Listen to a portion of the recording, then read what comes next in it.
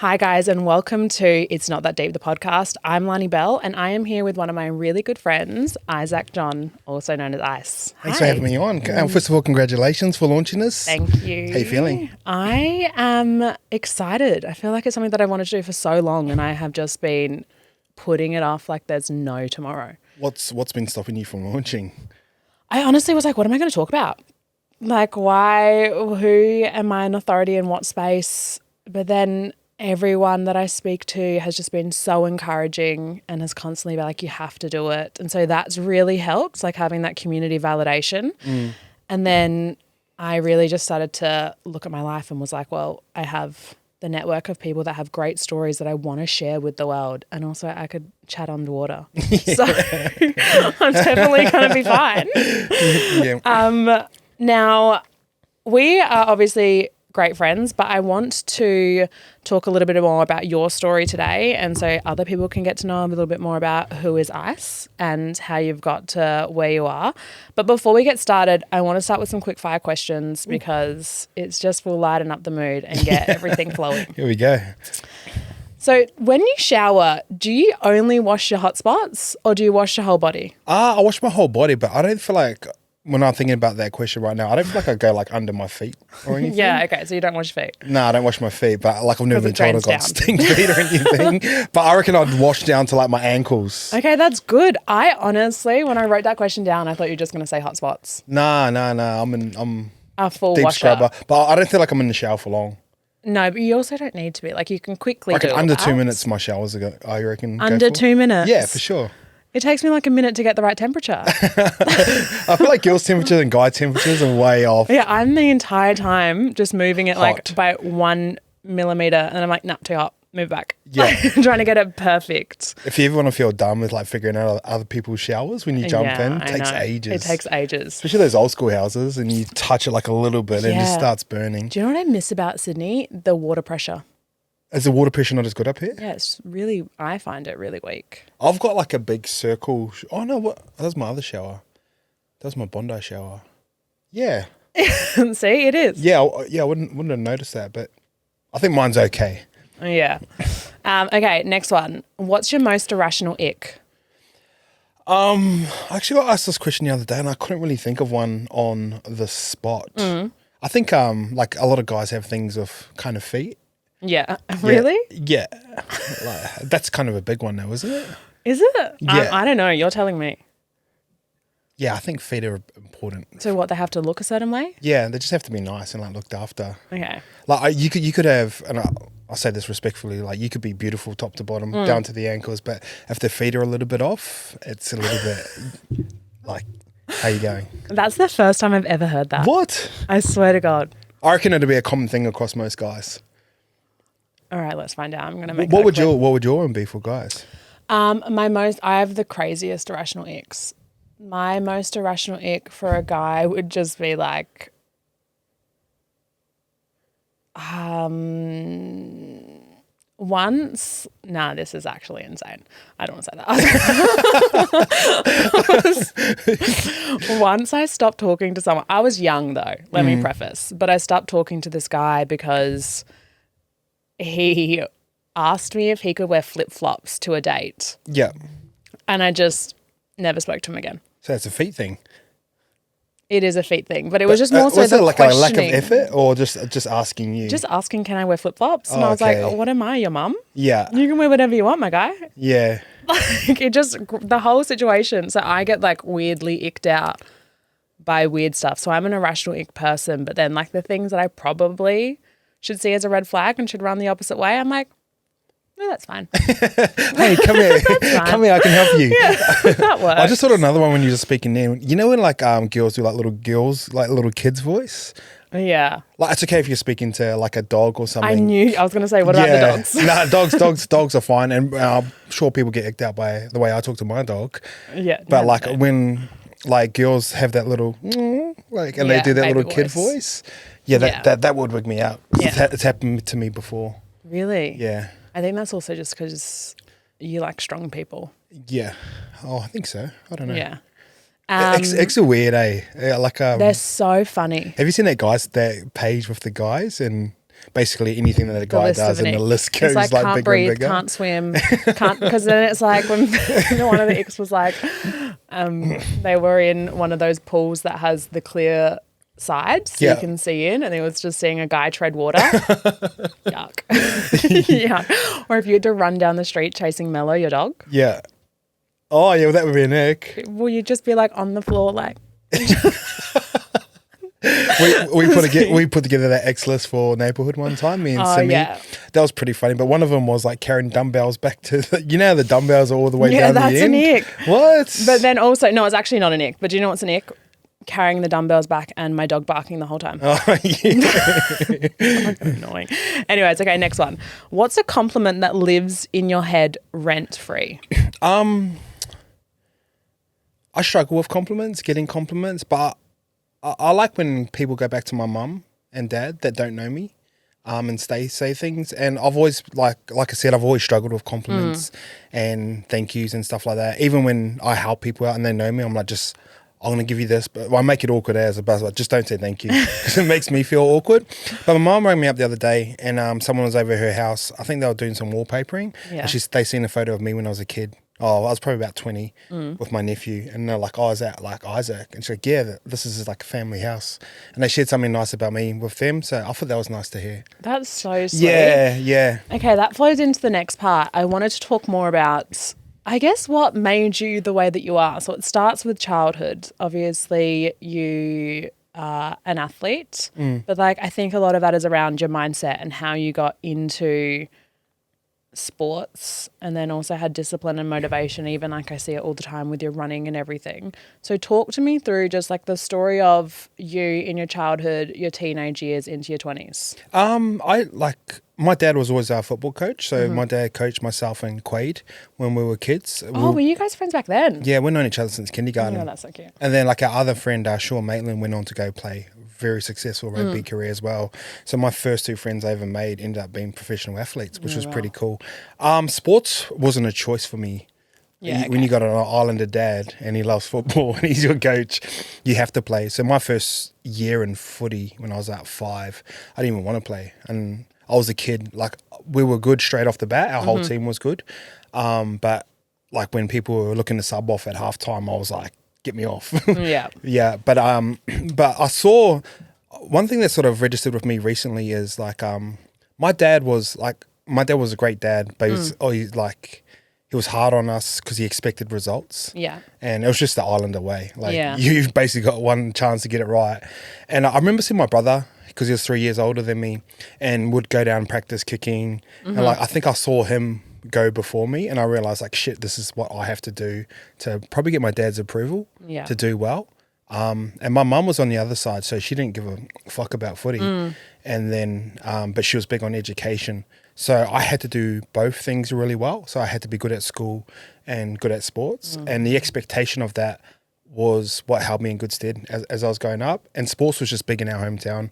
Like I was still a 90s kid. Like there was no internet. PlayStation had just come out. Jonah Lomu had just come out, the game. We were only allowed to play PlayStation on the weekends. So you're basically outside from 3 till 5 in the afternoon. And then all my friends lived on my street. So that's so good. yeah, like I think about it now and like I really miss it. Yeah. Yeah. And I was just thinking about this before on the way in because someone was asking me about footy. I was like, there's nothing better than playing footy with your boys you grew up with and you're pumping the next town over. It's almost like this gang mentality. It's like us versus them. And like there's a lot of gang stuff that happened in our hometown. Wow. And I was never around it. But I remember when I was 5 years old, actually I was around it. When I was 5 years old, my rep coach was my Uncle Dean, and he was in the Black Power. And he goes to me one time, he goes, here's a key, go open the boot, just wait there. And I opened up the boot, wait there, and he ran around with his mate, flipped it up, and there was like baseball bats underneath. And then these 3 mongrel mob guys ran around, and they were like trying to hit each other with like baseball bats. And I remember being like 5, my mum's like, get over here, get over here. Oh my God. So, and like that always sort of scared me a bit. Because in our hometown, there's like lots of gangs and stuff. It's like if someone was walking down the street, sometimes you just had to cross the street just to like not get in a fight. So you grow up in a small town. Everything's based around sports. Sports will get you out of trouble. You get to go over the next town over in the weekends. You get a group of mates, and those guys are still my mates now that I grew up playing with. But it was just kind of the way to keep you busy and out of trouble in our hometown. Yeah. I like that.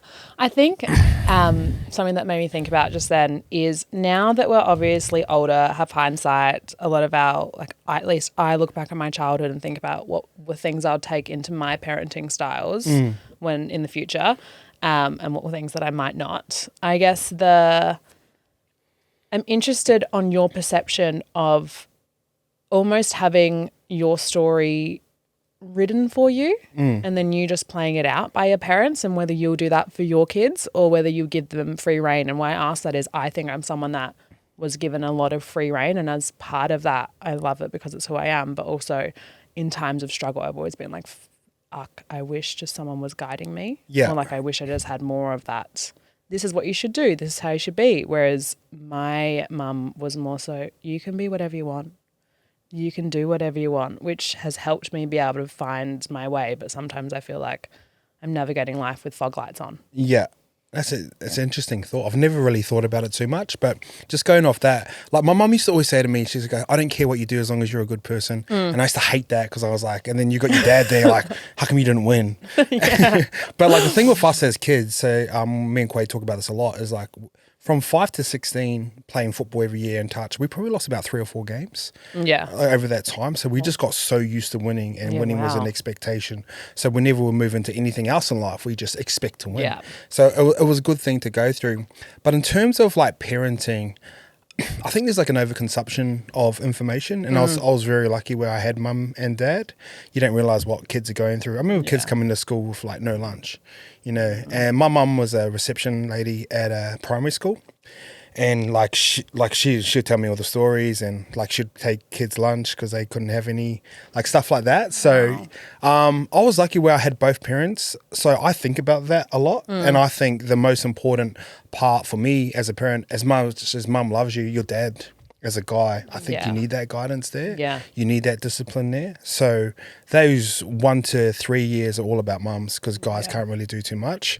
But if I was to have a kid from that part to 15, 16, I think I'd play a very active role in not shaping their future, but like, here's the guidelines. Well, I think just helping to guide isn't a problem. I think that's a really good thing. I always think about that. I think that's why I'm so picky about who I would like to be the father of my children. Yeah, for sure. Because I think that is such an important part. And I think like your parents played it out, that would be probably my ideal scenario, like me being able to be the soft one. I mean, we can see how I parent my dog. Yeah.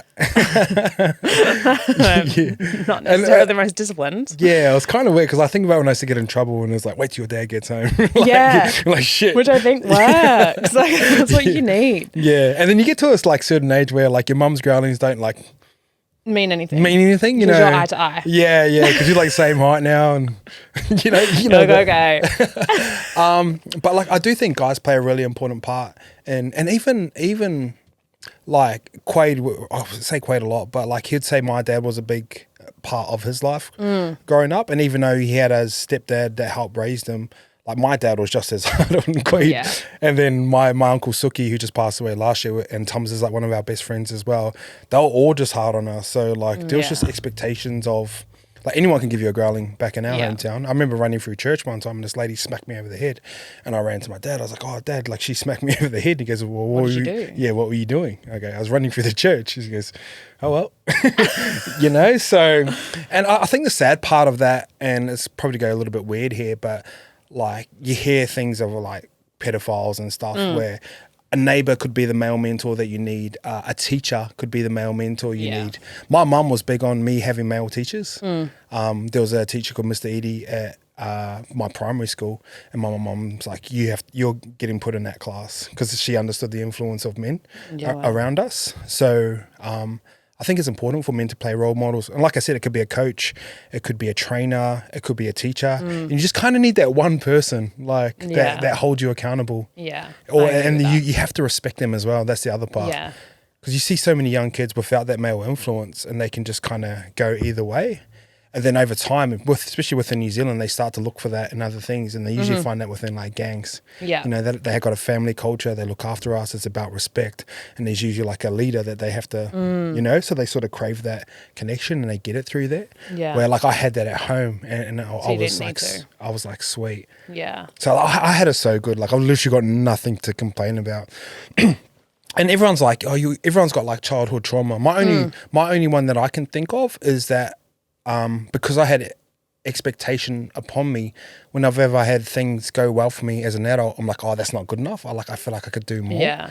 And that's the only thing I can think of. Besides that, compared to everyone else, I got fucking so lucky. Yeah, I think, but that also has shaped who you are because you're always trying to strive for more. Yeah. Which I think is a good thing. For sure. Nothing's ever good enough. So you're always trying to get more. That's the balance of like, say, like masculine and feminine. Yeah. Like masculine's like, let's go chase this and be ambitious, but feminine's like, let's be present and be grateful for what we got.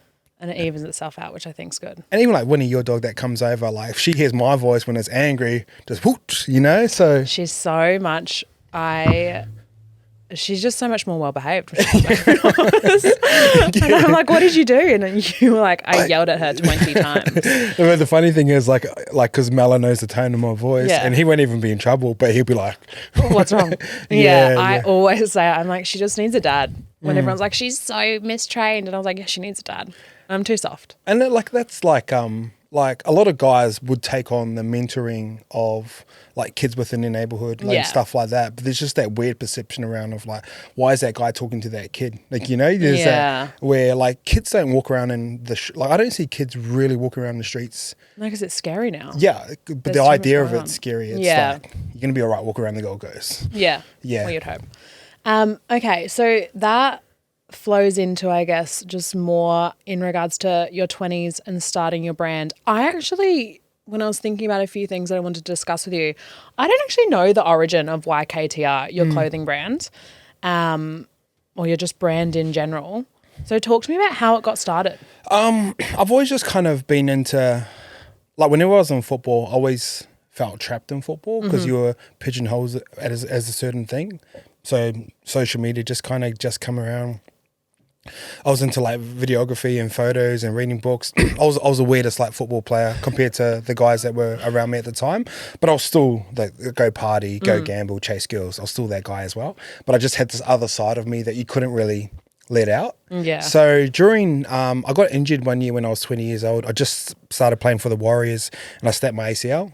And then at the time I thought like my world's over. When you live week to week as a footballer, it was my first bit of perspective on life. And then I just, a guy named Michael Luck, who was like this bit of an older guy in our team, he just introduced me to books. And obviously I could already read. Yeah. And it's probably something you take for granted moving into football. That you think all the boys can read, but a lot of them can't or don't enjoy it. What do you mean? Oh, they can read, but they just don't enjoy it. No, you'd be surprised at how many people really? Yeah.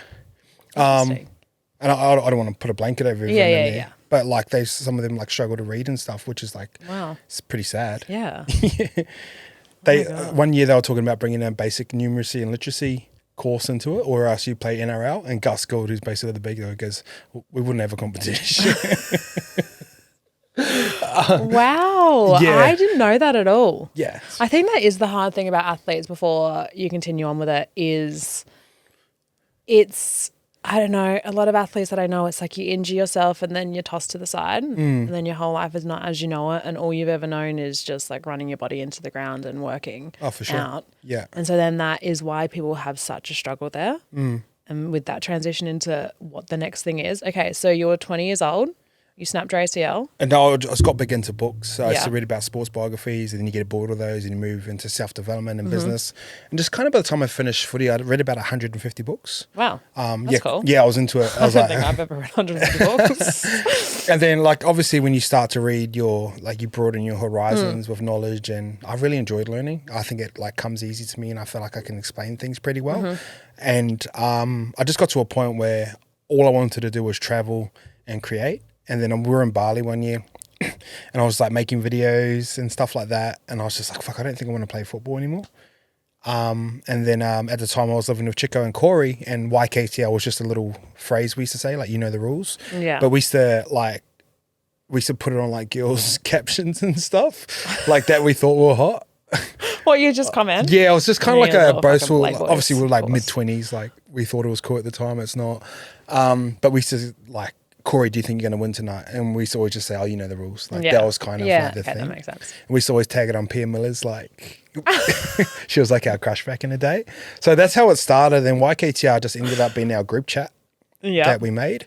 And then at the time, I was like dipping out of football in terms of interest. Chico was probably, Chico and Corey about in the prime of their career. And I was like, fuck, boys, I'll just start videoing you and we'll make vlogs and stuff. And this is like 10 years ago.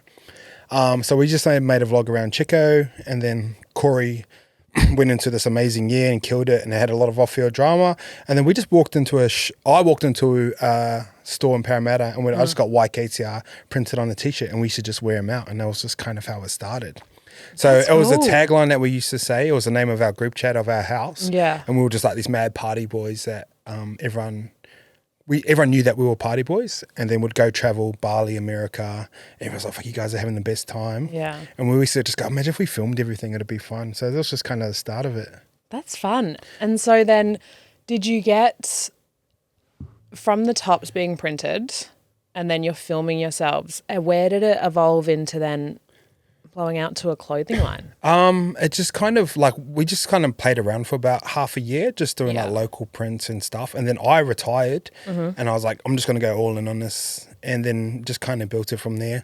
And then probably after about a year or two, we were like a 7-figure brand after a year or two. We just didn't know what we were doing. We were just sort of guessing. A lot of it was luck too, like right time, right place. Like no one knew that footy players could start vlogging, and like right now it's fucking everyone's doing it. Yeah. But 10 years ago it was like, fuck, that's so new. So we got a lot of the early momentum or first movers advantage of people just supporting us just because we're doing something different.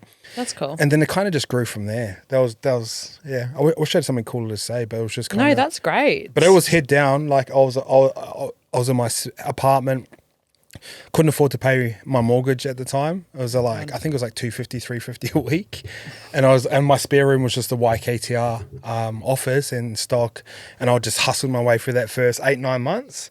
And then we almost ran out of money, and we kind of just got to this point and we just ticked off again. And that's kind of been like my career, where like even in football, like things would fall apart, and then if I hold on just long enough. I'm actually in that phase right now where a lot of things have gone bad over the past couple of years, but I know through experience, if I just hold on a little bit longer, once that kick comes back up, it's usually a big one. So I talk about this a lot with one of my girlfriends in particular, because I think we all go through those phases. I definitely do, of that roller coaster. And we always try to look back and I guess identify how we cannot get ourselves into the same position when we're at the bottom of the roller coaster. Yeah. And how we can, what we can do to not get there. I know one of my things is I can make really quick decisions. I'm not really fearful. I can take risks. And sometimes they haven't paid off, like financially. And so then that's what gets me to the bottom of the roller coaster again. And so now when I'm going through phases where I'm wanting change rather than taking a big risk, and I'm just better at weighing my odds out, I think a little bit. And that comes through and like all of those experience things. too. Exactly. Yeah. So what do you think are your things that you learn with going through this roller coaster, or have learnt? I had a lot of success come my way, and I'd earned it. But at the time, I didn't feel like I'd earned it because I felt guilty about that success. And now the way we've been brought up, or I was brought up, is once you got something, you share it. Yeah. So I could, like, making money and keeping money, two very different skill sets. Yeah. And if you don't have a why of why you want to keep that money, and we haven't had families or partners to sort of look back on and go, shit, we need to provide for these people. That's why we move a little bit more freely with risk. Like it doesn't feel as bad. And it's probably a personality trait as well. But when that money was coming in, I felt guilty about it. And then I was like, fuck, let me just help as many people as I can. And that's the thing that ended up fucking me. I probably try and help too many people. And there were probably people that weren't going to help me back. And I used to be like, I just try and see us as like family. I'm like, we're all family, like we all look after each other. And I was paying off like people's rent, drug debt, fixing people's cars, helping relationships get back together. Caleb tried to commit suicide twice when he was at YKTR. Wow. I thought I was going to walk into a suicide one time. I was driving in an Uber. We thought someone had committed suicide. I thought I was going to be the first person to walk in. So like a lot of this stuff was happening and it was frantic as fuck. But I was like, nah, this is what we do. We all look after each other. And then when things started to go panicking wrong and everyone just kind of, fired Simi, fired Caleb. Yeah. And then the other two boys ended up just leaving. But at the time, the whole place was so frantic that I understood why they left. Yeah. But I was like, shit, I thought we were all in it together. And that's what really broke me at that time. Yeah. And I lost a lot of money doing that too because I was like financially paying for people myself and the business to grow. And then as it was about to take off, you know, we're talking about if we just hold on a little bit longer, literally within weeks, the whole thing just fell apart. But if we held on for another week or two, it could have changed the whole trajectory of everything. Yeah, wow.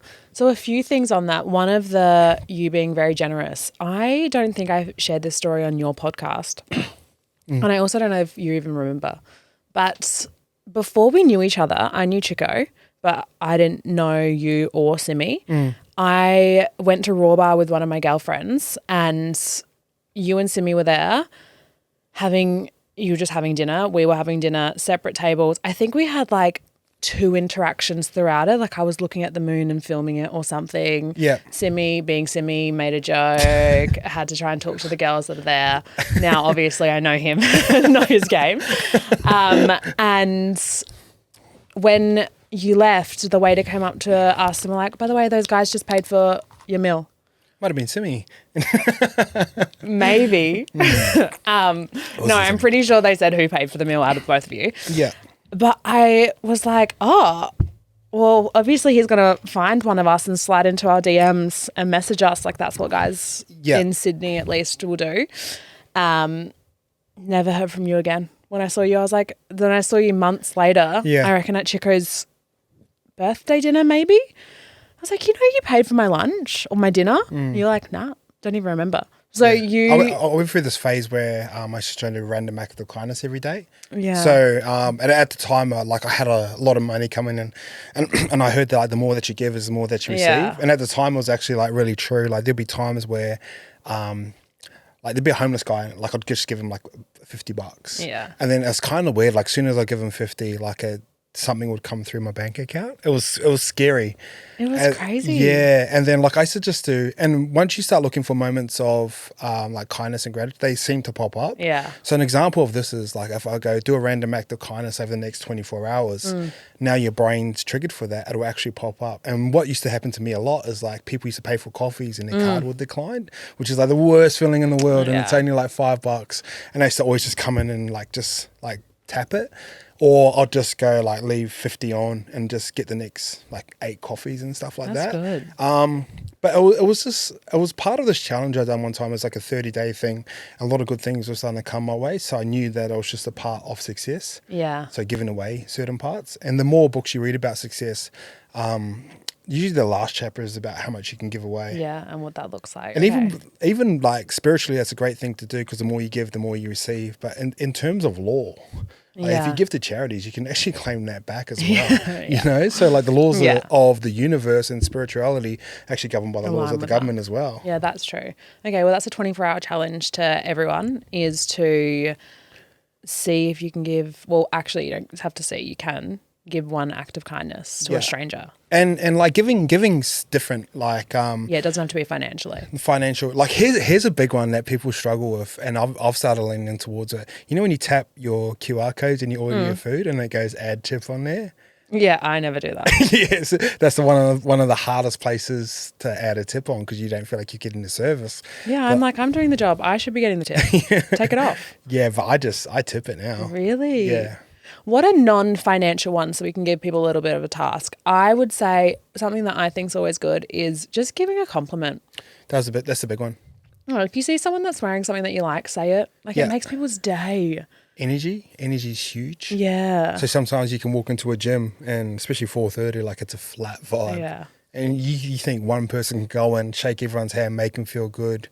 Yeah. Like, you know, and I'm not saying I do that all the time, but I think that's a big one. Yeah, like I think that really helps. You can shift the whole energy of the room. I try to do that at our gym. I go around and hug everyone on the Saturday morning. Compliments, really nice. Like there was I ordered a bagel the other day and I just like I complimented on her skin. Like I thought you got really nice skin, and just tapped and like walked off. Yeah. But you can give everything. Like every day, every hour, there's an opportunity to give something. Yeah. You know, and like that spiritual law, the second spiritual law of success is like the more you give, the more you receive. So whenever I was my most successful in life, is I was giving away so much shit. Yeah. Like I was giving away manufacturers, ideas, like everything. So if you look at my content now, I'm giving out so much because I know I'm trying to get that rhythm going again. Yeah. So if you think of like a pendulum swim, if you keep giving, it's going to keep receiving. And the third law of spiritual success is karma. Yeah. Fourth law is the law of least effort. So when I used to make money and it was easy, I wasn't even trying. It just used to pop up. And it was just over years of giving and receiving, and then good karma comes. Yeah, I'm flowing. And then you just fucking chill. It's all in the flow. I love that. And I think it has, I mean, it's a testament even in this conversation to the giving and not expecting anything back. And then we've been able to have a great friendship blossom from it. Yeah, for sure. And like a lot, like this is what I used to struggle with. I used to give, and then like if you think of the energy of giving, you're giving, but over time you're going to receive. But it doesn't necessarily always mean it's going to be from that exact person. Yeah. That's where I used to get fucked up with. I'm like, Yeah. I've just given you everything. Yeah. You can't even give me loyalty back. So Yeah, but that you used to get it from fuck me someone up. else. But then like if you think about the universe or whatever you believe in, God, whatever, that's going to come back just in another way. Yeah, that's true. Yeah. I think that was going to be my second part of the question from talking about, you know, the growth that you guys had is that breakdown of the team, I guess, is really the easiest way to put it. So for everyone that doesn't know, you're a team all together, you let a few people go, and then a few of the guys left you, and you took that really personally because you'd been really, at least from the outside, that's how I would have taken it. And then you took that personally just because, exactly as you said, you felt like, where was the loyalty when you were in it together? Yep. I'm so interested just, I guess, to understand what, now that time's passed, where you sit with that and what you've, I guess, learned in hindsight from all of it. Yeah, it took me a while to let it go. I reckon about 2 years. Yeah. Like I said, like you think about cultural upbringings, values, like the way I brought up, like loyalty is everything. Our hometown's very loyal, but I just knew holding on to it was hurting me more than anyone else. And everyone used to say it to me, and I'm like, yeah, like I understood the logic of it, but I just couldn't like comprehend it myself. Yeah, I was like, fuck them. And I was gonna do some petty shit, like I was gonna go out of my way to like make their lives hell. Yeah. Like got access to like certain things or people or network that can, not in a physical way, but like in a digital way that could ruin things. So like, I'll give you one basic one. I was going to trademark their new business. So that like none of them would have been smart enough to trademark it off the bat. So I was just going to trademark it, sit on it for 6 months and then go, oh, hey, sue them. Yeah. Like just dumb shit like that. Like this is where my mind was at. So I had access to a guy that can delete accounts and shit, Instagram and shit like that. So I'm just going to pay for someone to wipe all their accounts and shit once they got big. But like, you know, this is how angry I was. And I hear it now. I'm like, fuck, that sounds so stupid. But like I could do it. Yeah. And I was angry. I was going to go out my way to ruin their lives. And I'm glad I didn't. Yeah. Like, but there was even times where like, back payments, like I'd get those guys brand deals. They'd get 80% of it. Those payments would come through like 2 months later. You know how that sort of shit works, and it'll come to my account, and I'd still give it to them because I heard like Scope was struggling with money, and he just had a baby, and I didn't want to like, even though I hated him, like I still wanted to do right by him because like I knew if I'd done dodgy shit, it'll just come back around. Yes. Yeah. I'm like, yes. Yeah. But like that's where the mind was at the time. Yeah. Can't hide from it. I think also a question that I would have is moving forward, do you think you're jaded with working with people? Like would you bring people on and work with them?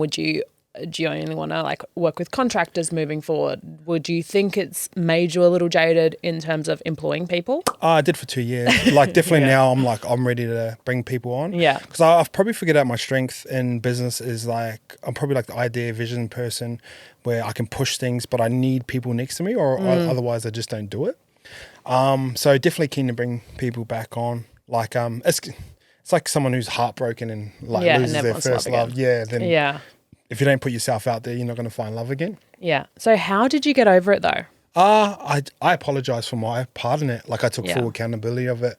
I think those first 2 years I was kind of like pointing for, like, he done this to me. But I'm like, what environment did I create where they wanted to leave? Mm-hmm. And like, I always said this, I said this after when Scope and Nat started Levels. If Scope come to me and he goes, bro, I think I want to go out on my own, I would have said, oh, like, I wish I'd created a space for Scope to come to me, that he could trust me to ask for like the podcast. Yeah. So if he come to me and goes, oh, I want the, do you mind if I have equity within that podcast? I'd have gone, but yeah, like, you deserve it, have it. But we just got to a point where we were so frantic where he felt like he had to make a move. Yeah. And it just kind of like backfired, you know? So in saying that, I hadn't created a space for him or trust for him to come to me to feel like he'd want it, because at the time I was so controlling, but because I was fucking drowning, like, you know, I was like struggling to breathe, and I was just trying my best to keep everyone afloat, that I would come off as like rude and short and a dick. So I hadn't created the right environment for him to come to me and potentially just ask, because I would have given it to him. It's a podcast, you know? I know. And I used to always say to people, and I was out of pity, like, if someone steals your bike and paints it a different color, is it still the same bike? And the answer to the question is, depends who's looking at the bike. Yeah, true. So for me, I was like, to me, he stole the bike. Yeah. Where I own the bike store, I can make another bike. Yeah, you know? exactly. It's only a business. Yeah. So I think that's a really good takeaway, to be able to realize in future, I guess, the level of approachability you can have. Yeah. And how that can play in a role of, they obviously felt it was either stay or leave. There wasn't actually any middle ground. That's a big one, you know? And like, I probably had that within all my like personal relationships with girls, where I'm always like, whenever confrontation comes in, my ego is attached to IQ. So I feel like my ego is getting challenged at the time. So my defense mechanism is just to go straight back at you. So like, I've never, like, even though I can converse very well in many different aspects, whenever it was under stress or the pressure was put back onto me, my fucking wall goes up, and I'm like, cool, let me jab you in the throat with these words. Oh, great. Yeah. And like I try and be open about these things, because I can articulate myself so well through captions and stuff like that. People think I'm like this positive person all the time, but I'm actually not. Yeah. Like, I'm probably one of the most egotistical people I know, but my ego is, underneath that ego, the true version of myself is like a really good person. Yeah. But it's just like, when I'm under the palm, I'm like, that's the stuff that protects me. Yeah. I think, what would you do to be able to, I guess, not get yourself in that same position again? Treat business as business. Yeah. It's like, we're not a family. Like, I'm not Dom Toretto from fucking Fast and the Furious, you know? Like, I'd rather treat business people as employees, but more so like a sports team. So the whole part of a sports team is to get to a goal, potentially win a premiership. You win premierships by getting points on the board. The way you get points on the board in business is getting sales. So there's like 3 different people in sports. There's people that can get points, defend points, or help your best players get points. So when you're building a team out in terms of like business, having a very clear goal and vision, a lot of people can't have that. So they want to work with someone. And a lot of those number 2 peoples that can help you defend it or get points on, they're usually a lot smarter than entrepreneurs themselves. Where I used to struggle with, I didn't want anyone in my office who was smarter than me, because intellectually I'll get challenged, you know? And once an ego gets challenged, I fight back. Yeah. But a lot of people that are very smart, they're like, why wouldn't they start business? Because business is fucked. Like, it's so hard. Like, you have to have the courage to start. You're going to get paid out for the first year. You're probably not going to make money in that first year or 2. But the upside's great. If you can nail it, you can nail it. You can get there. But smart people are too calculated. And you're like, why would I go through that when I can attach myself to someone who's moving? I think that's also a big thing in business as well. There needs to be visionaries and integrators. Have to. And so I think, like, for me, for example, I always get asked why I don't have my own business. Like, I've always been an entrepreneur, so I've always worked in someone else's business, often high up, but always in someone else's business. And it's sort of what I was saying earlier with the fog lights. I think just navigating life in itself, I have fog lights on. Yeah. And so then I think to going into business, and I'm like, I wouldn't even know where it is. However, if you said, hey, I want to get here, I'd be like, oh, this is how you get there. Yeah. But I don't have the foresight of what that end goal is. That's probably why the podcast took so long, because it's Yeah. doing it on my own and it's like betting it on myself. Whereas if someone else was like, I want to do a podcast, I'd be like, oh, this is what you have to do. This is how you can do it in. We can get it booked in this date. Yeah. Like I can do that integration so well. It's the visionary side. I just lack, even if I'm creative, I lack that other side to it. Yeah, and that's like a really good like understanding of yourself, and that's the stuff that you do I can't do. Yeah. So like within business, it's usually 1, 2s, and 3s. Like Yeah. ones are the people like we just talked about, Yeah. visionary. Okay, leadership, we're going that way. Let's Yeah. get it, the whole room inspired. You'd be like a 2 where your day-to-day running, your EQ would be really, my EQ fucking sucks. Like Simi will come in like, I just broke up with my girlfriend. I'm like, fucking go to work. No, because you Go just to think work. you're slang. Yeah. Like stuff like that. And then there's 3s that just kind of fill up the room as well, Yeah. that do like tasks. And That's so interesting. I've never thought about the third. like you have to. Yeah, obviously. I just don't know why. I've always just been like, yeah, 1s and 2s. And they're the people that are happy to go home at 5 and switch off. Yeah. You know, but you need them. They're the people you need. Yeah. middle So, ground people. and they're where you'd probably work to 11 if you needed to, Yeah. without any extra pay.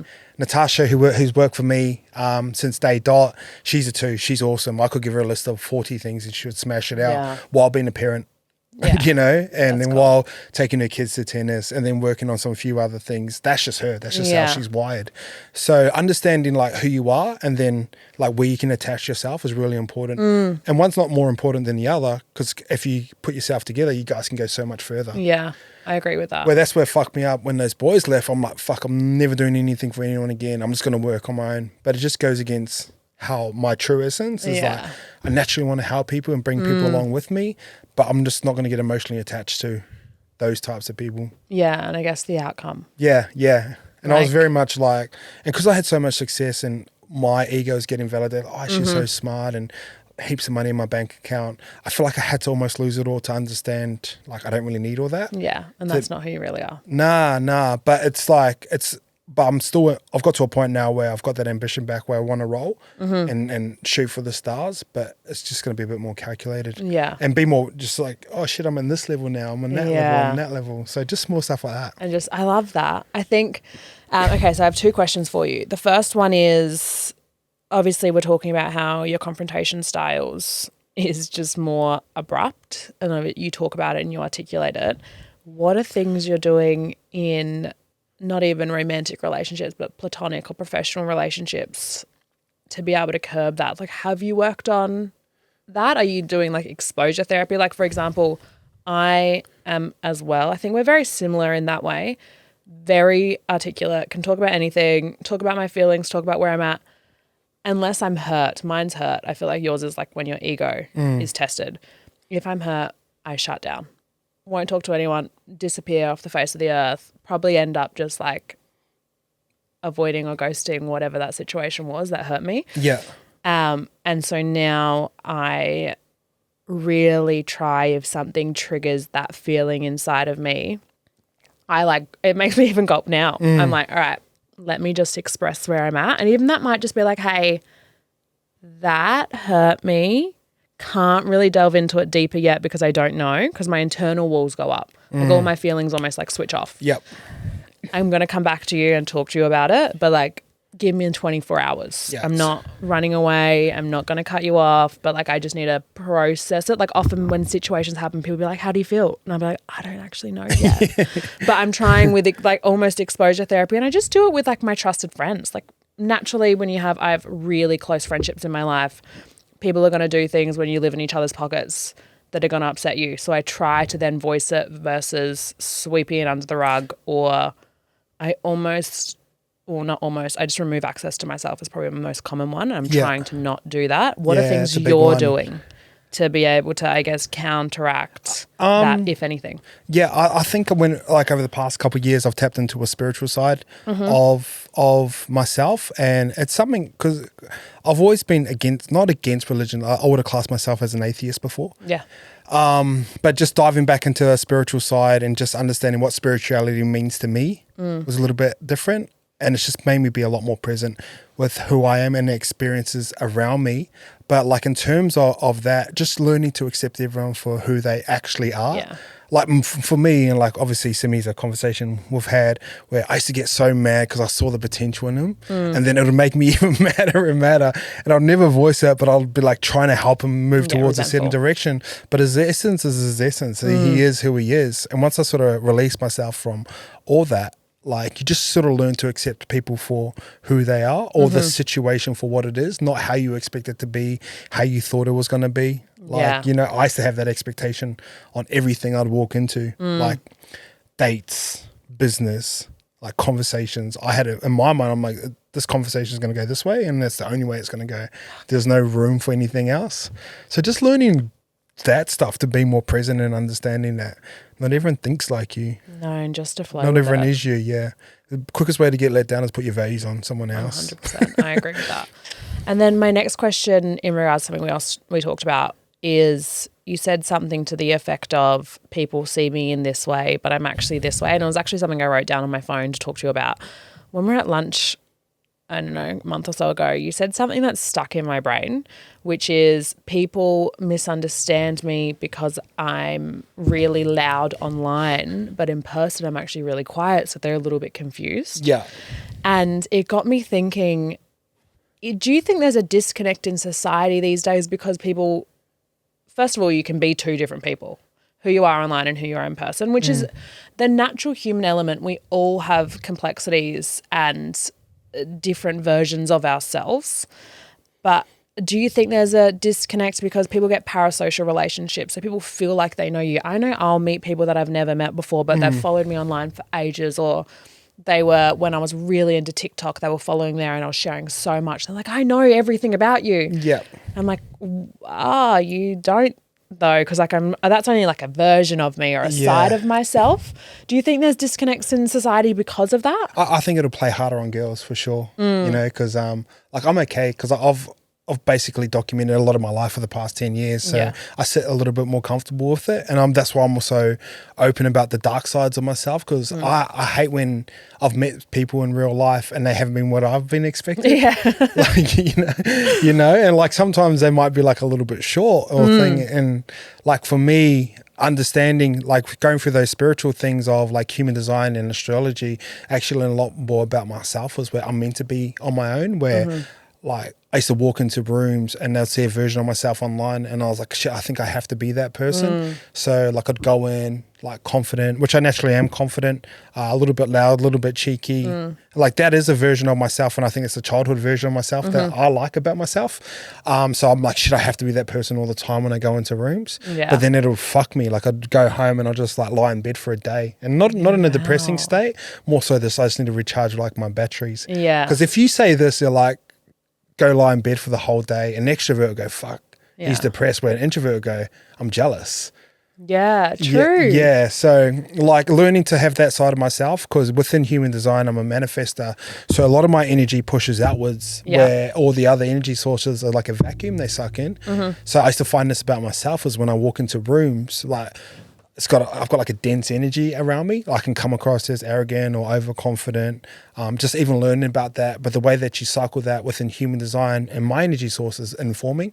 So whenever I inform people, it makes things a little bit easier. We have to just walk in rooms, not say anything, and just walk out. And then a lot of people come up to me later like, oh, I thought you're arrogant. That's why, where now I try and make an effort when I go into the rooms. I'm like, hey, hello, like hello. Or when I'm leaving, I'm like, hey, I'm off.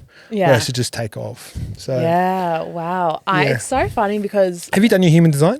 Yeah, I was actually going to say I'm a manifestor generator. Yeah, but I know nothing about it. Yeah, it's Brielle good. just has done mine. It's like I think human design is great, but it's just like a pathway or guidelines. You know how there's guidelines for your nutrition? Yeah, I feel like it's guidelines for your spirit and soul. That and like a big one for me is anger and peace. So when I'm in alignment, I'm peaceful. So manifestors can have things come to you a lot easy, but only when you're in a peaceful state. So my whole day should be generated about how can I get a peaceful state, because things are going to manifest to me a lot quicker. And I can tell them if I'm off, because something that's very basic, say I'm driving to training and there's a cyclist on the road. If that cyclist triggers me or I don't notice it, that's how I know if I'm in alignment or not. How so? Can you explain that? Because it's exactly the same event, but how I feel about that event has changed depending on how I feel. Yeah, right. So say if I'm driving down, there's a cyclist, I go around him. Yeah. Oh, roadworks is a big one. Yeah. We can relate to that on the Gold Coast. Yes. Where if I'm in alignment and I'm at peace, don't even think about roadworks. I just drive. I can sit in my car a bit longer and listen to a podcast. If I'm out of alignment, all those guys on the road piss me off.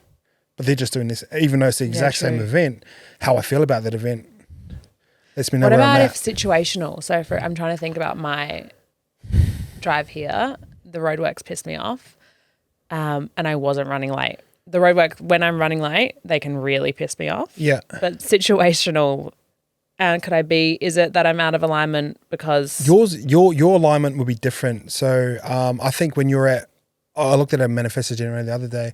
I think satisfaction is... Also, manifestor and manifestor generator different? Okay. Yeah. I think you come up about 30-40% of the population. Manifestor is a little bit different.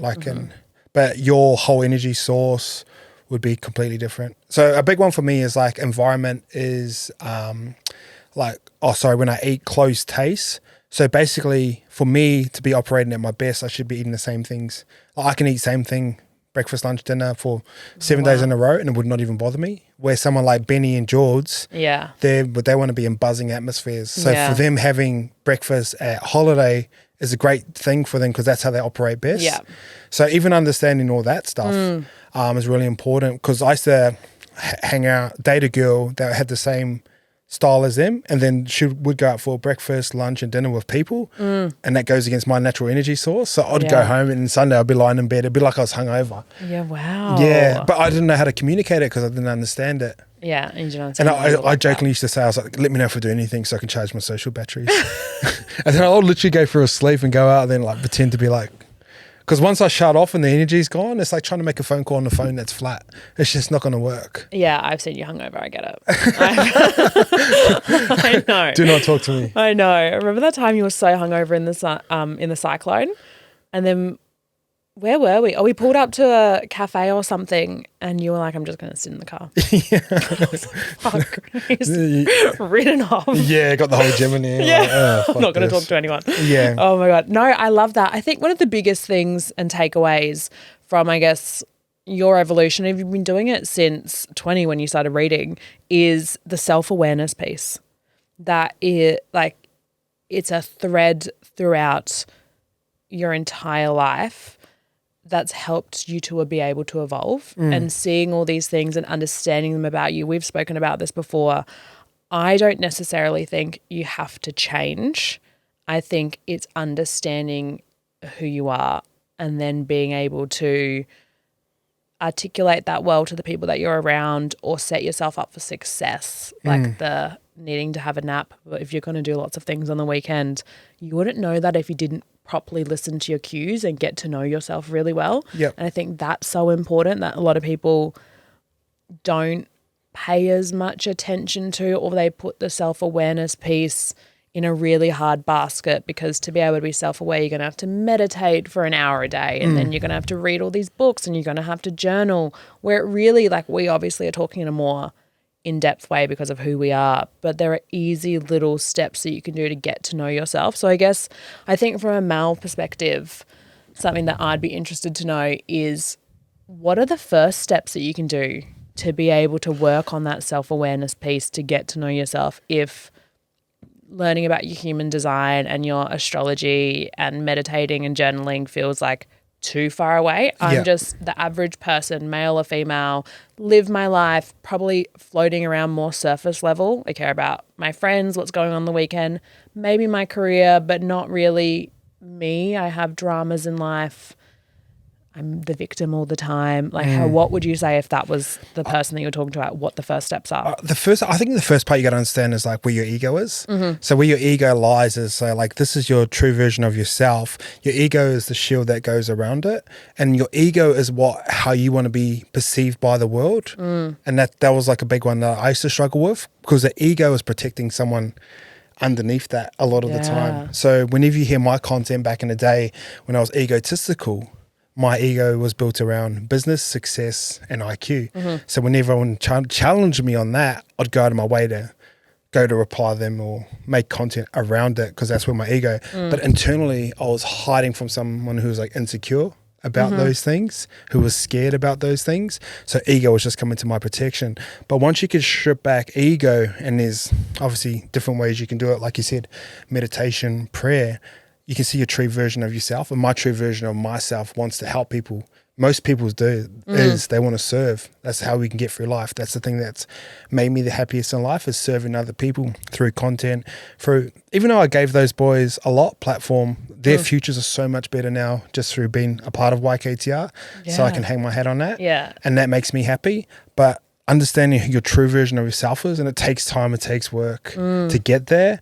But once you understand who that version is, you just try and live that as quick as you can each day. And like, if you think of the world as physical, here we are now, mental, which are all your thoughts and there, and then spiritual, which sits above that. What prayer does if you're religious, what meditation does if you're spiritual, it gets past all the mental thoughts and taps into that spirituality part, and you can get to that true version of yourself a lot quicker. Yeah, wow. I love that. I think something that I would love to work on is, we've spoken about this on your podcast, is figuring out where my ego really does lie. When you asked me on your podcast, I think I just gave some quick answer as to what it is, but I still haven't figured it out what my ego really is. What offends you? I don't know. I think what would offend me? You know how they say, well, like, if someone was rude, I'd be offended. Rude about what though? This is what I did say on your podcast, and maybe it is. If someone was rude about my character, if someone made a mean comment about my looks, that would also offend me. Yeah. So maybe that's where some of my ego lies. Yeah, for sure. But if someone made a rude comment about my character, that's where I would get really offended on. Yeah, because like a lot of people see ego as like a negative thing, but it can be attached to like good things as well. So like if someone like your characters, if someone said you're a bad person, you're offended by that. Oh, yeah, like, you know, there's a saying, every joke has an element of truth to it. So if you're offended by the joke, you haven't accepted that truth about yourself. Yeah. That's kind of what like accepting what your ego is. Yeah. And even now there's like this guy chasing around me on the internet, like saying you don't know shit, blah, blah, blah. He's off a fake account, but it doesn't like bother me. Because like back in the day, I used to, I'll be like, shit, I'll be trying to chase this dude down and reply to him, like, what have you done? Yeah. But yeah, I don't know. It's probably something you have to figure out. Yeah. I want to start working on that so then I can work back as well to figure out, well, it's also just seeing your blind spots. I think that's so important to be able to work on. Oh, yeah. So you don't get, like, that's what fucked me with the YKTR sports stuff is like, I feel like I got blindsided, but I wasn't looking for my blind spots. That's why. You didn't even know. No, I didn't even know. In the moment, were you aware of, because I remember that the guys used to joke that you're like Kim Jong-un. Yeah. Were you aware of how you were behaving? Like, I know when I'm just in like a place, like I'm just like, I'm hunched. That's like, I can literally feel it physically. I know when I'm being rude, and I know when I'm coming across and being blunt and all those things, and I can hear it coming out of my voice, or when I'm being a bitch and I'm like, fuck, that's so bad. Were you aware of it in that moment and you were like, fuck, that's so bad? Or were you just not even aware of it until hindsight? Yeah, great question. Like, I was aware of it, but like, it wouldn't affect me. You were like, it's just me. Yeah, that's just me at the time. And like, even like yesterday, like it popped back up where I was at Roadworks and their microphones were like broken down. So they're like I was just sitting there for like 5 minutes and I'm just going, all right, cool, fuck it. They're not going to do their job. I'm just going to drive down this Roadworks. And it's like, I'm going like 20 Ks. It's slow as. And the guy comes out, you can't be doing that. And like, ego popped out then. Like, I'm out the door. I'm like, can't be too hard to turn a sign around like 2 ways, you know? And then, but now I can get to a point where 2 minutes later, 3 minutes later, I'm like, fuck, I feel bad. I want to go back around and apologize. Where back then I'll be like, I said it. And if you want to come back, I'll double down on it. Yeah, so I'm glad I'm not. Oh my God, it's so crazy. I'll post it on Instagram if you want. And get some like, it's so crazy because I just don't know that side of you. Yeah. At all. I don't know how I'd behave. That's probably, like, I don't know if we'd be as close of friends if you would behave like that. I'd be like, this guy's a gronk. You'd be surprised that like the less you, it's like an energy thing. The less care you put towards someone, they end up like chasing you. Not that you would be chasing me, but like you'd seek. I guess that's where some of my ego is. I'd be like, no. Yeah, you'd seek approval. Yeah. Yeah. I found that at the gym where I'm like, at the start, I'm like, oh, let me try and be nice to anyone. Yeah. And then like some people are a little bit short with me. And I'm like, oh, cool, I'll just never talk to that person again. Yeah. And then I don't talk to them, then they start being nice to me. Yeah. So I don't know. I'm very like that. I'll try a little bit, and then if you give me nothing, I'll never try again. You've got two hellos from me, or else I'll fucking see you later. I always will go into it with arms wide open, and then if you fuck it up, bye. Yeah, yeah. You're written off, never going through it again. Gym dynamics are interesting. It just reminds me of high school so bad. Yeah, for sure. The gossip in a gym is so funny. Everyone's dating everyone. Everyone wants to know everything. Yeah. It does really remind me of high school. I think that's why I find it so almost like entertaining. Also, I think we're a bit older than a lot of the people there, so we can look at it more from bird's eye view. Yeah, of just when people are like, what's happening with this person? And I'm like, I don't know. I actually don't care. Why? Do we care? Just like, what's happening? Yeah. I don't know. But the thing up here is like everyone tries really hard to be nice, but I don't think everyone's genuine at the same time. Where a lot of people associate like someone being genuine as being nice, but I think being honest is genuine too. Mm-hmm. So like example, if someone doesn't like me, they'll still come up and say like, oh, hey, how are you? Like, how was your weekend? So like that's kind of something I've figured out around the Gold Coast too. Yeah, that people, I guess, fake. Yeah. Oh, like I think it's just how they mean well, but I'd rather you just go, I don't like you. I know, but I just think that, they're maybe not fake, just polite. Yeah, polite. Because I think that that's a polite thing to do. Yeah. If you're like in a social setting with someone that you don't like for no real reason other than you just don't like them, you probably should be polite. I think you're used to Sydney where people aren't polite. Yeah, you know. Yeah, you know where you stand, which is a good thing. Or even like New Zealand, like if you don't like someone, like I wouldn't go on my way to hang out with them, you know? Yeah, well, I also think that people shouldn't do that. It's not nice. I think you and I hate that because time and energy is valuable. So if someone doesn't like me, I'm like, why are you giving me your time or energy? And also, why are you wasting mine? Yeah. Like if I don't like someone, I always say if I don't like you, you'll know. For no reason. I'm never going to be rude. I'm always going to be polite, but I will never go out of my way to say hello to you.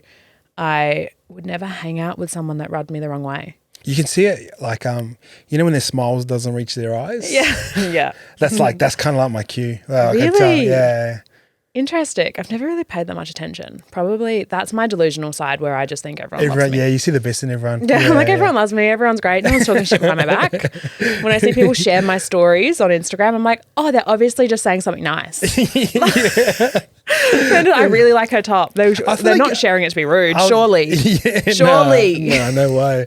I feel like you need a bit of hate, eh? Like to me, a little bit of hate means you're moving in the right direction. Too much hate's a bad thing. But like, no, I'm sensitive, so I don't know if I agree with that. You don't? No, I would cry. I wouldn't cry. It would just honestly send me off track for a really long time. Oh, would it? Yeah. I mean, like TikTok comments from strangers on fake accounts, nothing. Yeah. It's hate from people I know. I think that would sink into my head a little bit, and like bring up my imposter syndrome and be like, oh, is what they're saying right? And then I'll have to like work through that and validate myself and sort of get back on track. But that would it would send me off track for a week. Yeah. For sure. I'd think about it. I'd talk about it to everyone. I'd get everyone else's opinion. Everyone in my life would have to say the opposite for me to be like, okay, that's cool. But I think it's also a little Miss People Pleaser. I am a little bit, but I think it's because being so into self-development and self-awareness, I have previously had to take other people's feedback or opinions on me and look at myself and be like, is that true? Is that not? What can I change? Like, especially professionally, I've always been a leader. So if someone in my team comes to me and says, you know, you haven't been supporting me in this versus coming back with well, I have because X, Y, Z, I've had to look inwards and be like, have I not? Yeah. What can I change in the future? So I think I still struggle with hearing people's feedback and really fully knowing myself and being like, no, I disagree with that. Like that is only a recent thing where I've been like, I actually disagree. Yeah, I've got the same thing. Like I used to struggle with feedback because I never used to ask for it. Yeah. So like even like now, like I'll like say we're putting together designs and I'll ask like 10 people's feedback and like I generally it's not that I don't care, but it also makes them feel like they're involved and a part of it. Where you guys should just go bang and just go with it. Yeah, and then someone was like, I don't like that. I was like, well, why didn't you tell me 3 months? Well, I didn't ask you to. Yeah, you know. true. So like if like the thing that you struggle with is like the thing that you should be attacking every single day, and the small thing, and then those big conversations or those blind shots don't come. Yeah, that's true. I like that. I think it is. Well, I think it's also just knowing yourself and knowing, like, you obviously just really believed in your design, so you didn't care what other people thought. And I had evidence too of success. Yeah, the evidence helps. I think the evidence really does help, and it's who's saying it. I remember one of my first boyfriends, because I really used to care about what anyone would think of me. He was like, why do you care about the people that you don't care about's opinion of you? And I was like 16 when he said this, and that stayed in my head since then. And it really did. I can picture we're in the car. We had this exact conversation. I know exactly where we were.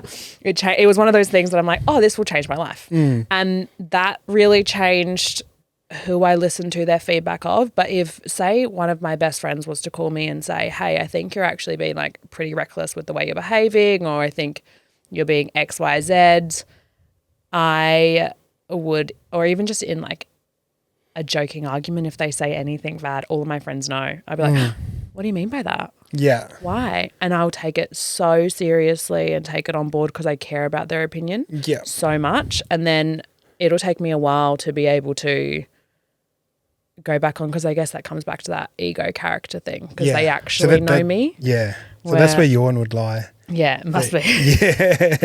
It must be. And that stresses me out. Yeah.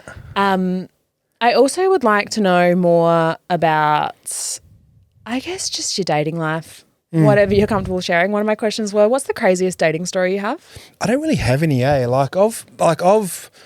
I figured this out about myself over this past year after that last breakup, because I was just going through cycles. Like basically all my relationships were the same. I'd date the same type of person. So my last 3 girlfriends were all EAs. Yeah. And at the time I held business on the highest pedestal. Yeah. So I was probably looking for an EA type of girlfriend.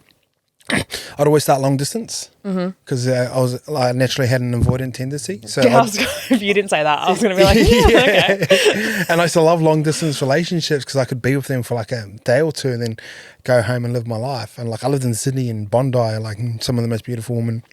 But whenever they would live too close, I'd create distance from them.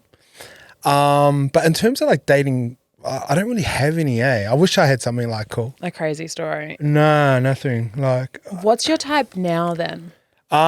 Peaceful, home. Like, that's nice. Yeah. Like when you get into business and entrepreneurship, it's kind of like those couples that try and date each other, that they kind of look the same. Yeah. Like for me, in terms of characteristics, I'm like, I want to date someone who's successful and runs their own business, but the balance of energies, you're too similar. So you both got masculine energy, you're going to bounce off that. But I just kind of want like calm and peace right now. Yeah. That'd be nice. A homemaker. Yeah. Someone that can make your house into a home. Yeah. And that's a big one. For you. So you can stop eating out so do you know I've got a girl flatmate now? Yeah, I do. Yeah. She's cool. Like it's cool having a balance of energies within the house where like I come home and like her room's next to mine, but her room's like a girl's room. It's got a candle in it, like it smells nice. Looks pretty. Yeah, like I walk in and like it smells different in my house. Just stuff like that. She helped me clean my room the other day. So just stuff like that. Yeah. Like where back in the day I'd have like, oh, this feels a little bit too, I don't know. Like, cause I've always been like, my biggest thing is freedom, independence. That's how I've been raised, and those have always been my biggest values. So a lot of times when I've looked at relationships and I've looked at it through a negative lens, I've seen it as an element of control. So I'd go to my mates like, let's do this, and they're like, oh, I can't because X. So I was like, fuck that. I don't want to be in a relationship if that's what it's going to be like. That's the whole thing of it. And I think a lot of it, like New Zealand and Australian guys, we just got like the natural instinct is to complain about their partner or their kids as a thing of validation to the guys. So when I was like, I take things literally. So I was like 20, all the boys are coming into the changing room like, don't have kids. So I'm like, cool. Yeah. Or like I'd go travel and I come back and like, fuck, you live a life, man. Like, I wish I could do that. But then they're also coming home to kids that love them and you know, so there's always a balance, but like you never really hear that side of it. No, I think it's just so interesting that before I got a dog, a few of my close friends would say, don't get a dog. Like, it's going to be so much work. You're going to lose your freedom, because I've often been the one that someone's like, do you want to go to Sydney this weekend? I'll be like, yeah, sure. I have financial freedom and then literal autonomy in my life. So I'm like, yeah, sure, let's do it. And then getting a dog, everyone's like, don't do it. Like, it's going to weigh you down. You're going to have to do all of these things, X, Y, Z. What are you going to do when you want to go away? Blah, blah, blah. I'm just going to give it to you. Throw it at my house. But then when I got Winnie, the satisfaction when I'm just with her, it is so much work. My dog's actually like insane. But the satisfaction I have from just like that companionship and like just this little thing that's so obsessed with me, it's the best thing in the entire world. And I think relationships are the same. Like, people are always just like, don't do this, don't do that. But then they also are just negating that, you know, the good side of it. Not everything's just rosy and rainbows and happiness. Everything's gonna have a hard side to it, but that's just life. Or you can just coast through life alone. Yeah. Forever and have no problems, but then also have no one and no one to share it with. So it's like, well, what do you want? Don't you think like the problems in life are life? Like, I look at my mum, she has 6 kids. She had my oldest sister, when she was almost 17, and her whole life is now built around all our problems. Yeah. And all of us and everything that we have going on, and her life centers around us. And so it's like, but that has given her life. And she doesn't sit here and say, oh, I could have so much freedom if I didn't have all you kids, or I could just like, my phone wouldn't ring 75,000 times a day. Like, I called her on my way here, but I also called her this morning before, like at 9 a.m. to tell her something different. And that has become her life. Yeah. I think, like you say that, and like I'm coming on the other side of that, where my mum like raised me so independent. She probably wishes I'd like call her more. Call her a bit more. You should call your mum. Yeah, I know. Yeah, like I know that. But like we'll probably talk about once or every 2 weeks or 3 weeks. Yeah, wow. Yeah, which is like which isn't as much as I should. I think that's a guy thing though. Yeah, I get that as well. But like when your mum's telling you make your own lunch at 5 years old, it's like there's going to be like a long tail effect of that. That's where this hyper independence is coming from. But she told me why. Because like her brother, who's her older brother, back in the day, he got everything done for him, like lunch made, and she was younger. She had to do all this stuff. So she's like, if I ever have boy kids, they're going to be independent. They're going to have to rely on anyone. Yeah. So like we had to make our own like family dinner at like 8 years old and stuff like that. So yeah. And then now you've become an adult and you don't cook for yourself, you just go out and get every meal. So talk to me. What changed? I hate it, You're like, I'm over it. I've done it since I was 5. It's just convenience. Yeah. You pay for convenience is probably my favourite flavour. I think, same. I'm such a convenience person. I'll pay for everything that's convenient. I would be really interested to see you get in a relationship with someone that you depend on. And I don't know what that looks like for a man, as it's very different, I think, in male and females, what that looks like. But I think that will be your next almost not ego lesson, just life lesson. If a female was to come into your life that you just depended on for something, because I feel like that'll be such vulnerability for you because you've been so hyper independent and you do everything yourself. Like even just little things. When we've gone out for lunch and I'll be like, I'll pick you up, and you're like, no, I'll just meet you there. And I'm like, I'm driving past your place. You're like, no, it's fine.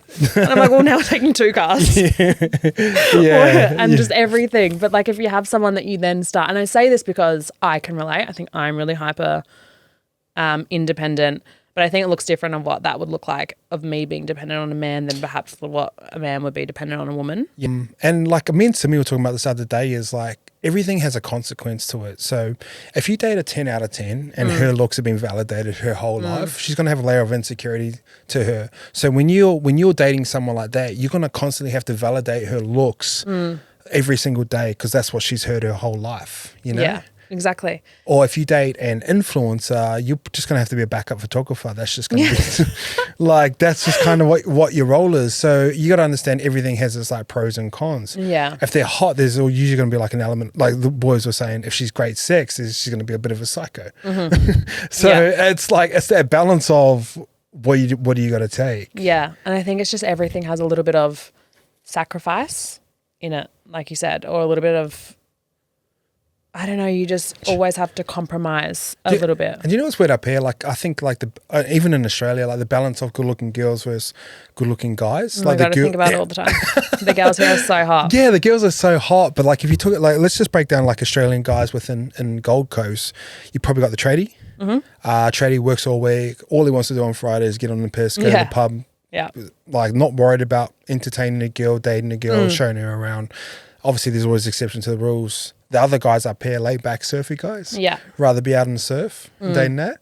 And then who else would there be? Sports guys. Yeah. And then there's like those cool boys.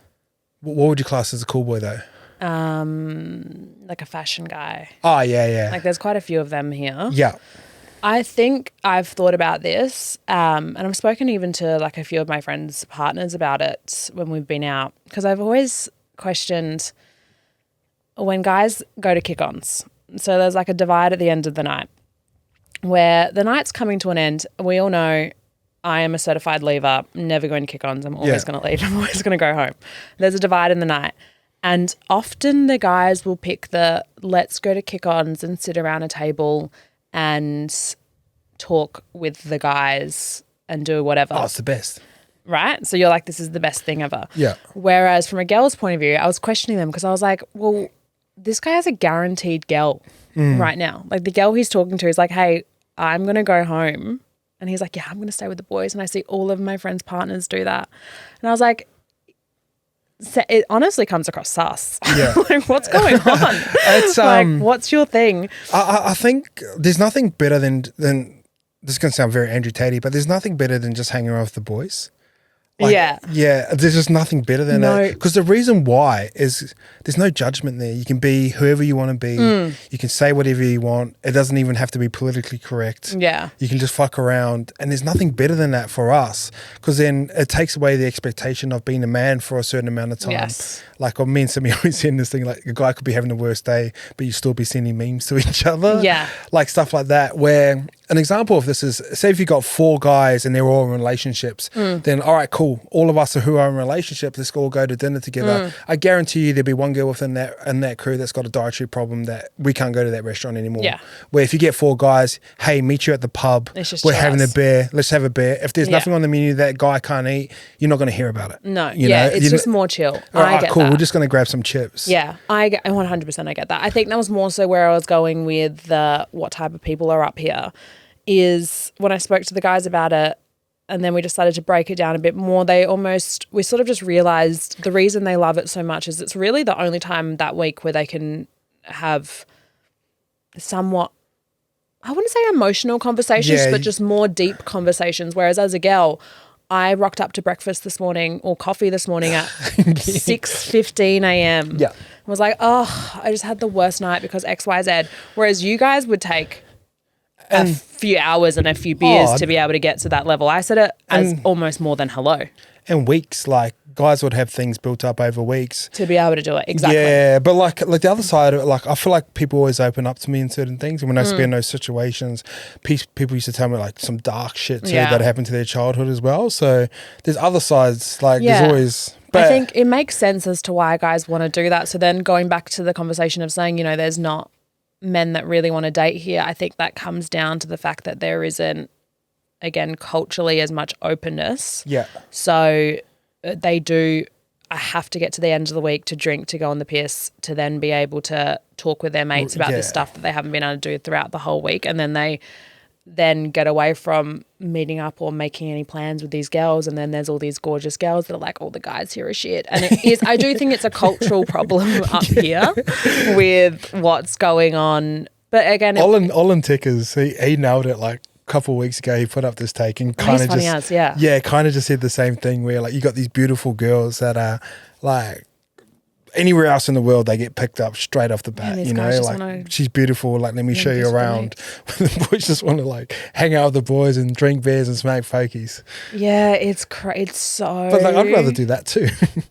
I know, and I think then also in the dating realm, and this is what I always say to all of my girlfriends constantly, especially up here, I feel like I've been saying it nonstop, is don't make you almost change yourself and start to then end up at the pokies or start going to like the pub or like doing all the, you know, what I mean is like, don't let that make you then start to chase. Yeah. Like, I think that's what I see also wrong here is there's these 10 out of 10 girls chasing these average guys, and then the guys get their ego built up. So then they start even acting worse and acting more avoidant. And then people will always say to me, I don't remember who it was, but someone was like, are there so many fuckboys in the Gold Coast? And I was like, not really. But I think I'm not really the type of person that a fuckboy is going to be interested in, or vice versa. Because if someone was like, nah, I'm going to go and play pokies, I'm like, okay, I'm going to go and never speak to you again.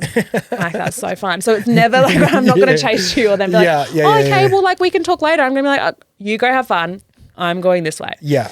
And then I think it's more, that's what I think has gone wrong here is the guys are wanting to do their own things, and then these gorgeous girls are dropping everything to like just wait for them to come back. And I'm like, no, go live your life. Because then someone else will come around that's interested in that. And like I, up here, feel like I really have only ever attracted people that make an effort. But I probably have attracted people that don't, but I have it. It's so I don't even consider it as an option. Yep. That it doesn't even, I'm not even registering that there are fuckboys here because they've got none of my time. That's what I try to explain to my girls. I'm like, don't like let their personalities change the way you are. Still know your worth and then hold that strong, and the right people will see that as well. A lot of Australian girls are very independent too, which is a great thing to do. But like if you're a very independent girl who's beautiful, and then 30% of our economy is based off tradies and hardworking guys, when they come home, they probably want someone who's like a little bit more nurturing, who wants to get them looked after. I'm like that. That's what I want. But it's hard to say that publicly right now, because then you come off as almost chauvinistic, you know? Yeah. And then you get that. And then like, like, look at that. So like, I'm always mindful of how I say it. But a guy that he wakes up at 4:30 in the morning, gets home at 5:30, like, he probably doesn't want like an independent girl who's going to do things. He probably wants to come home to a home, you know? Yeah. But it's just not the culture up here. No, I don't know. But then I always think, I said this on your podcast and I still would say it, like I obviously am a very independent woman. I am a really good homemaker and partner when, like I always say, I just want a man to be a man so I can be a woman. Yeah. So if that role's being fulfilled, of things are being taken care of, plans are being made, all of those things, and my brain doesn't have to act like that, I'm submissive as fuck. Yeah, gotcha. And I want to be submissive. I just haven't been given that opportunity in my life and the way that I was brought up and all of those things. So I've had to fall into the other realm. Someone comes in and takes care of that I respect and I trust. Take the reins. Here they are. I want to be in the passenger seat. I beg. And that's the downside of like independence as well, because girls are getting a lot more successful now. So if they, in their mind, if they want to date someone more masculine, they have to be more successful for them. Yeah. Your dating pool goes down straight away. 100%. You know? I always say like, I need someone that has bigger balls than me, and that's like, oh, for sure. So like your dating pool goes down, like just what happens. It's like, you know, when they done that 6'4" finance blue eyes thing, they done the stats on that within America, and it's like no one. Yeah, it's like under 1% of people who are actually that. So the idea of our dream partner is there, but it's not really reality, is it? No. Based off stats. No, not at all. My final question for you is, what's in the future for ICE? Obviously not long term, short term, or long term, whatever you want to tell me. I think of like, I'm 36 now, so within a short... Damn. No, I'm kidding. I remember hearing 36 and I'm like, shit, that dude's old. I'm on like my third cycle, like lunar cycle within astrology, because it circles every 12 years.